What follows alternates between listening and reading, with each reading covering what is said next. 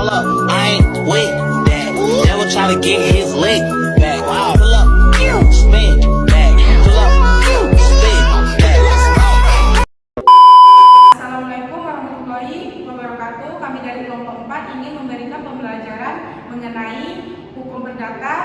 Saya sendiri sebagai moderator, Sela Irfani, yang beranggota di samping saya Aldawiyah, Muhammad Aldi, Bayu Aksa, Dela Ariska Saragi, Muhammad Ali Sabana, dan Iqbal Asfari. Baiklah, dilanjutkan pemateri yang utama yaitu Dela Ariska Saragi. Padanya dipersilakan. Baik, terima kasih kepada moderator yang telah mempersilahkan saya untuk memaparkan sedikit materi mengenai hukum perdata. Hukum perdata adalah hukum privat yang mengatur tentang hukum perseorangan, di mana hukum ini mengatur tentang kepentingan-kepentingan, hak dan kewajiban orang satu dengan orang lainnya. Seperti contohnya itu adalah perceraian, hak asuh anak, ataupun yang lainnya. Di dalam hukum perdata terdapat 3 unsur, yaitu yang pertama adalah peraturan hukum, yang kedua hubungan hukum, dan yang ketiga adalah orang. Di dalam hukum perdata juga terdapat 2 subjek hukum, yang pertama adalah manusia dan yang kedua adalah badan hukum, di mana keduanya sama-sama memiliki status sebagai pembawa hak dan kewajiban di dalam hukum perdata. Baiklah, saya akan melanjutkan materi dari Dela, yaitu B. Sejarah hukum perdata di Indonesia.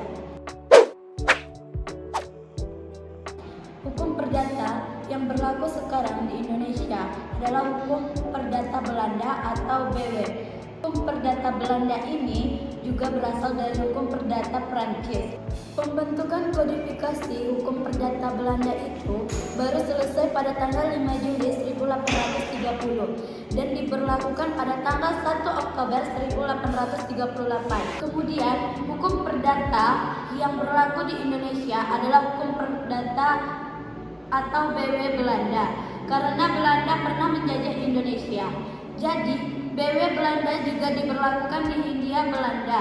Dengan demikian, jelaslah bahwa hukum perdata yang berlaku di Indonesia adalah hukum perdata Barat Belanda yang bertindak pada Kitab Undang-Undang Hukum Perdata KUH yang dalam bahasa aslinya disebut dengan Burgerlijk Wetboek. Itu tadi materi dari saya, selanjutnya akan dibacakan oleh Sela Irfani.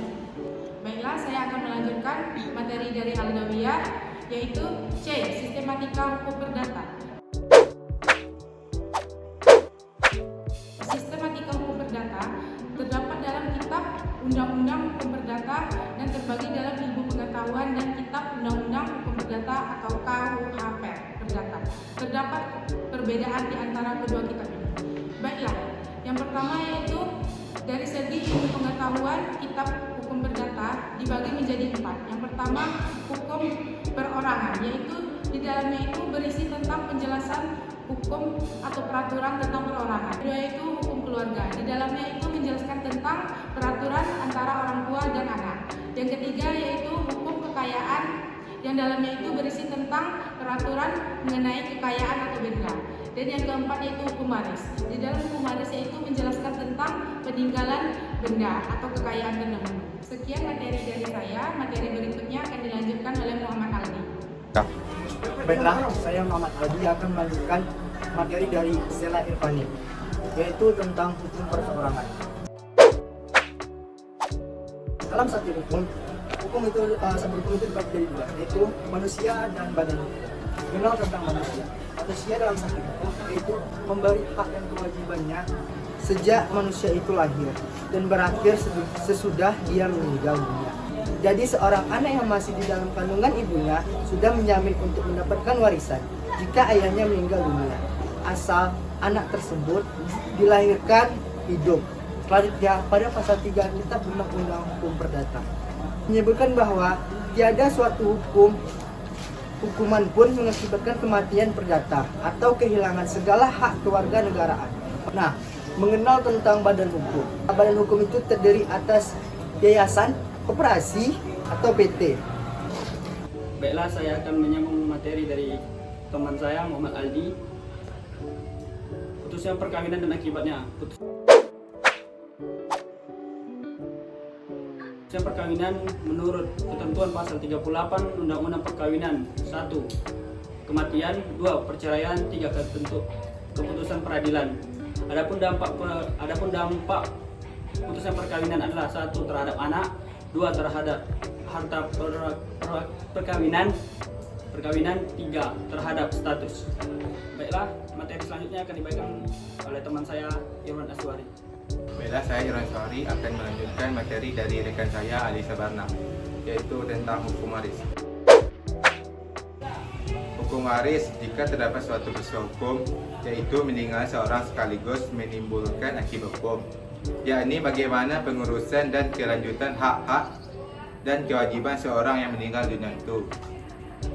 Subjek hukum pewaris yaitu pewaris, ahli waris, dan seorang yang ditunjuk sebagai wasiat. Peristiwa hukum waris yaitu meninggalnya pewaris. Contoh hukum waris yaitu hak dan kewajiban ahli waris.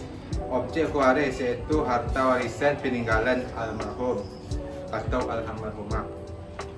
Surat wasiat menurut isinya. Surat wasiat menurut isinya terdapat 2 macam, yaitu surat wasiat pengangkatan waris, 2 surat wasiat hibah. Materi selanjutnya akan dilanjutkan oleh Bayu Arsa. Baiklah, saya Bayu Makhlur Arsya akan melanjutkan materi dari rekan saya Irwan Aswari tentang perikatan. Perikatan berarti hal yang mengikat antara orang yang satu dengan orang yang lainnya. Jadi, yang mengikat itu adalah kejadian atau peristiwa hukum yang berupa perbuatan. Sumber perikatan.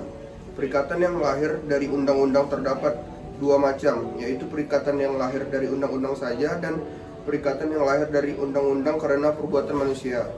3. Macam-macam atau jenis-jenis perikatan. Dalam hukum perdata mengenal beberapa macam atau jenis bentuk perikatan, yaitu 1. Perikatan bersyarat, 2. Perikatan dengan ketetapan waktu, 3. Perikatan yang dapat dibagi dan yang tidak dapat dibagi, 4. Perikatan mana suka atau alternatif, 5. Perikatan tanggung-menanggung atau solider, 6. Perikatan dengan ancaman hukuman. Baiklah, materi selanjutnya akan dibacakan oleh rekan saya, Dela Ariska. Baik, saya akan melanjutkan materi dari Bayu Arsya, yaitu tentang alat bukti dan juga kadaluarsa.